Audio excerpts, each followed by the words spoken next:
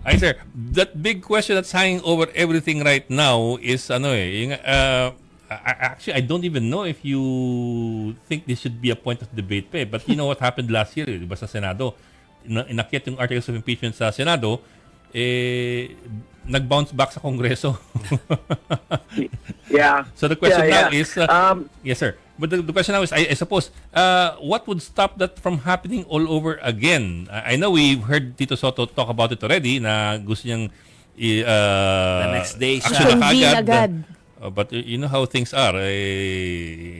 Leaderships can change. Yeah, pero Yes sir.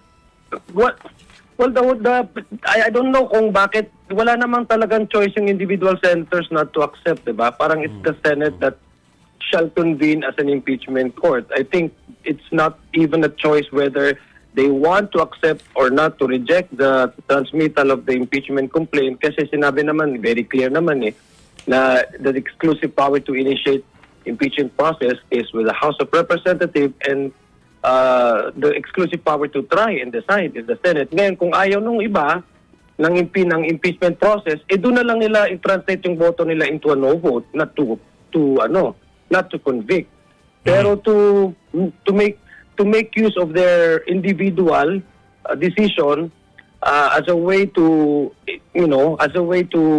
probably put the question whether the Senate needs to or not, or has a choice to convert it into an impeachment court, is, to me, it's already a far-fetched idea.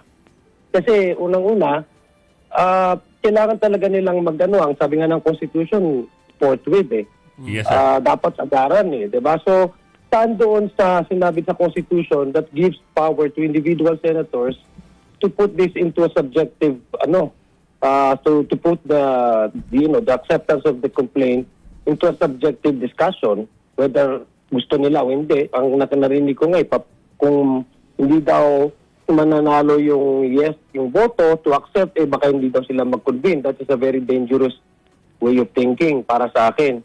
Kasi mawawala yung pinaka-purpose at saka pinaka-objective kung bakit meron pa impeachment process na nilalagay dyan ng mga framers ng Constitution.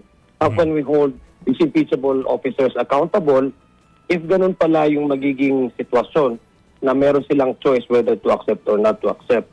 Yes Sa sir. palagay ko, that's already a dangerous route, no? It's a Yes, sir. dangerous thing to Yes, sir. to even contemplate on. Well, certainly, sir, we're not, we are not lawyers here, pero even we were surprised last year, I suppose, when something that was never in the books or on the table or in the statute, the books of the statutes or the Constitution, bigla merong remand. And you know what happened there? Actually, and basically, yun ang isang malaking question, malaking naging issue din, di ba? Kasi nga nagkaroon ng back and forth kaya nagkaroon din ng back and forth na kalakayan, and it exposes many things, no? Even the legal community have so many interpretation kung mayroon bang ganon na way. Pero it's water under the bridge kasi ang Supreme Court meron na silang resolution din when it comes to the impeachment of last year. So, ang sa atin lang ay looking forward, sa palagay ko ngayon, wala na atang dapat na pagdiskusyonan pag yung transmittal ng impeachment complaint ay nasa Senado na. Kung paano Dapat na, po... para sa akin, I'm not just a member of the House, but as a ordinary citizen. Nakita na nga natin sa survey, mataas nga yung survey na gustong malaman at gustong ng taong bayan kung ano ba talaga yung mga ebidensya na pwedeng mapag-usapan sa korte. In fact, tumataas nga yung survey yung mga sa ating mga kababayan supporting ng impeachment. Ibig sabihin, gusto nila na mapag-usapan ito sa proper venue, which is the trial at the Senate.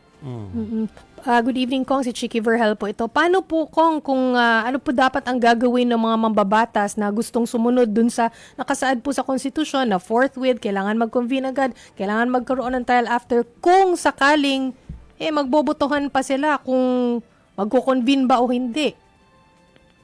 No, I mean, that's, kasi sinabi naman din doon sa ruling Supreme Court, yung forthwith na definition nila sa forthwith is hindi naman right away. This is what surprises me also, because the Supreme Court came out with their definition, yung forthwith, no? But it's not so supposedly it's not it should not be unreasonable delay.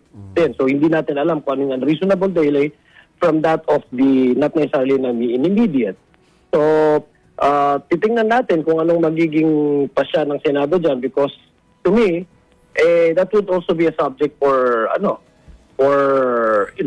kung hindi nila i-subject nila to intervote, then probably there will be concerned citizens that might also go to the court and really file some unnecessary petition para mabaklaro at maanuhan ng Senado, masabihan ng Senado talaga na kailangan talaga na hindi dapat masubmit. Kung ako tatanungin mo, it should not be put into a vote. It should not be put into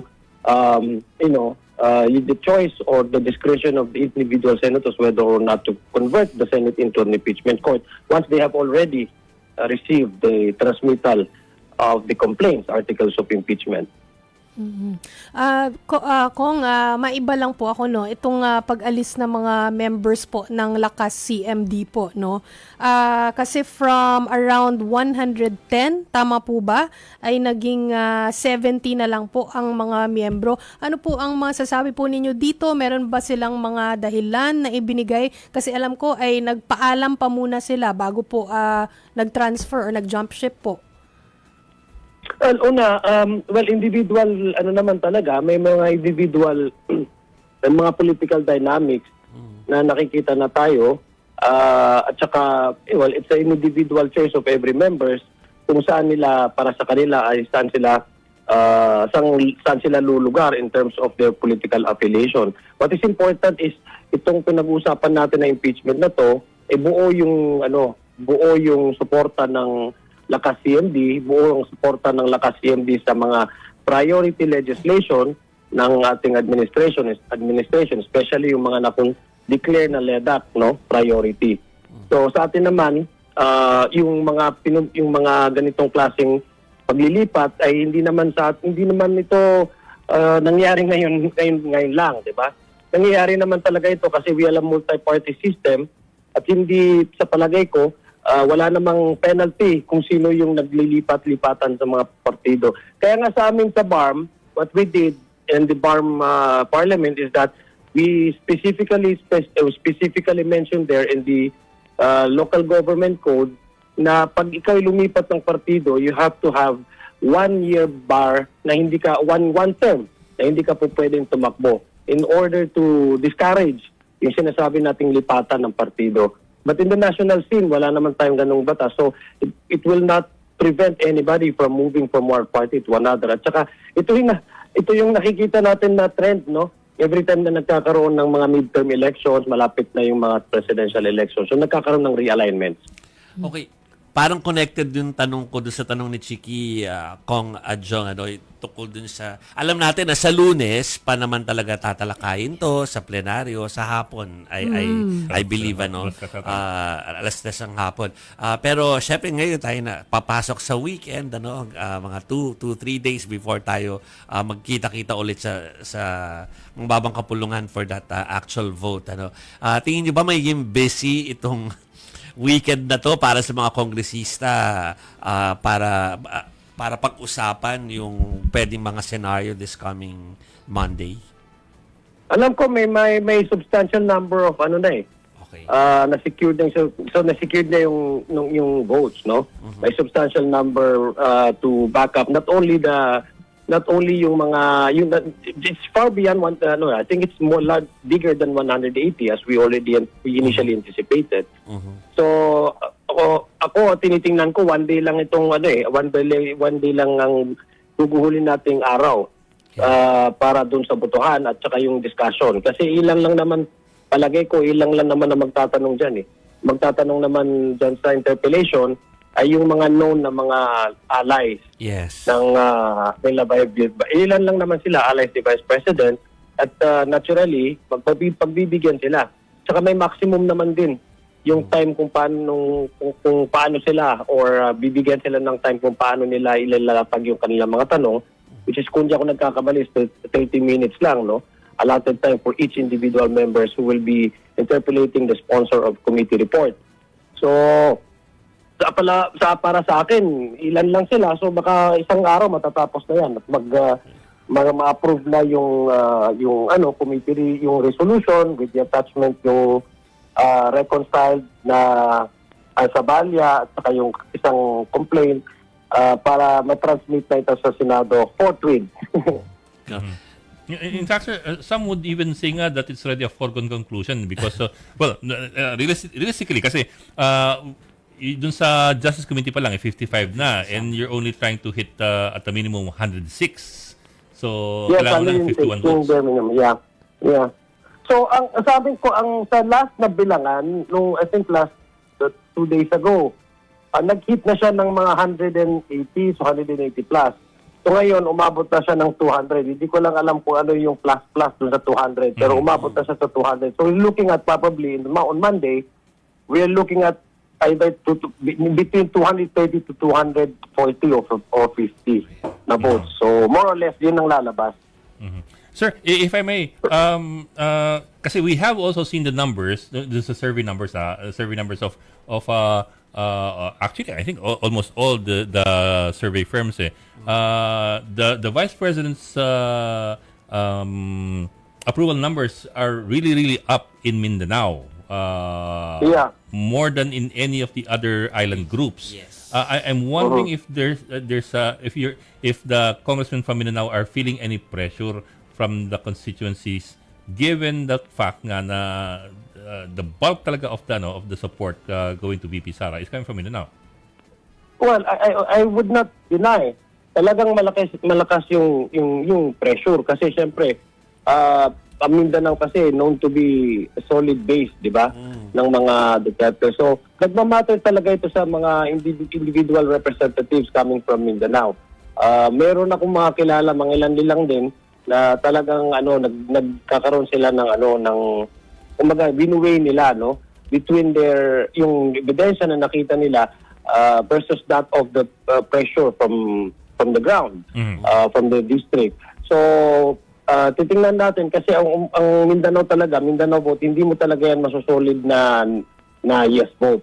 So given naman talaga yan. Mayroon talagang section, may portion talaga from Mindanao votes from Solon from Mindanao na they will probably not really vote no, but they would probably abstain. Tinitingnan din natin ito. May possibility talaga na may mag-abstain, may possibility din na may mag-no because of this yung pressure kasi they fear the backlash, considering that 2000 all politicians, all public elected officers now are trying to prepare for 2028 election. So talagang nagmamatter yon, and I would not deny that. Pero meron naman din talaga in Mindanao na buboto rin ng yes to support the impeachment. Okay, habol ko na before, alam mo, nasa dinner si Congressman, inistorbo lang. Sorry, sir. Habol ako, Kog, ng isa. Okay lang yun kasi suki ko si Sir Ed eh. Yeah, tama. Kung yung na-deny naman na to ni Congressman Puno, pero talaga ba na may kumakalat na moves to change leadership sa HOR, lalo na sa panahon na busy nga kayo dyan sa impeachment, meron pang change of leadership na pinag-uusapan? So, alam mo, yung mga ganyang balita, kami una-unang nakakarinig. Lumalabas lang muna yan sa labas. Okay. Tapos, tsaka umaabot sa amin. Tapos kami, ako nagugulat ako, pati yung partido namin nagugulat. Wala talaga kami pinagpag-uusapan na change of leadership. Kasi lahat naman ata kami alam na this would be counterproductive to what we have already, at least achieved, as far as, yung pag-approve ng mga LEDAC priorities, pati na rin itong, I think this is not a good sign. Kung talagang totoo yan, it's not a good sign. Planong-lalo na pinag-uusapan natin itong paano na tayo maka-approve ng batas na that would translate into a sustainable policy. Ito yung response ng EO 110. Diba? Itong nangyayaring energy crisis natin. Pangalawa, ito na rin pinag-usapan natin ng impeachment. I think all individual members ng House would know na this is a counterproductive itong ganitong mga klaseng usapan. That's why nasusurprise kami dahil sa labas nanggagaling yung balita. At pag kami tinatanong, nagugulat lang kami. Pero just to give you a straight answer, wala pong pag-uusap, wala pong move, wala pong indication na meron pong change of leadership sa House of Representatives. Stable po ang Kamara ng Representante sa ngayon. Okay. Okay. Maraming salamat, Congressman Zia Alonto Adyong. Sir, ano po, nabala namin kayo. Thank you very much for Happy joining us weekend. tonight. Happy Thank you Thank you. for the call. Maraming salamat din po, Sir Ed, Shukran Sir po. Virgil and Chiki. Maraming salamat.